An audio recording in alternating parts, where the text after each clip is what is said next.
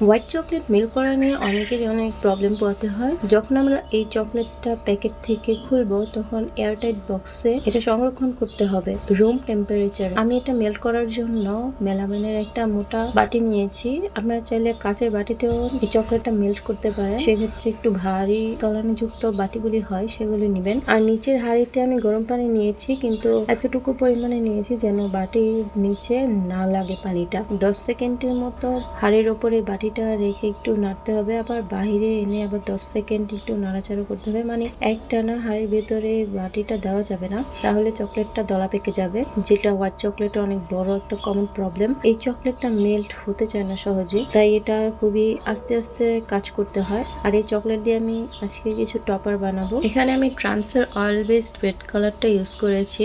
Customise কেকের একটা order ছিল যেখানে কিছু টপার ছিল হার্ট শেপের, সেটা বানানোর জন্যই আমি এখানে এই চকলেটটা মেল্ট করেছি। আপনারা নিশ্চয়ই স্ক্রিনে দেখতে পাচ্ছেন রেড কালারটা কি পরিমাণে ইউজ করতে হয় এই পারফেক্ট একটা রেড কালার আনার জন্য। আর যারা কেকের মধ্যে এইরকম টকটকে রেড কালারটা চান তারা অবশ্যই এটা মাথায় রাখবেন যে এই কালারগুলো কিন্তু হাতে মুখে লেগে যায়। আমি বারবারই বলি। এখানে একটা হার্ট শেপের মোল্ডে মেল্টেড চকলেট দিয়েছি, আর এটা একটু ট্যাপ করে 5 মিনিটের জন্য ডিপ ফ্রিজে রেখে দেন বাহির করে সাবধানতার সাথে মোল্ড আউট করে নিয়েছি। নেক্সট ভিডিওতে আমি আমার কেক ডেকোরেশন দেখাবো এই চকলেট দিয়ে। আল্লাহ হাফেজ।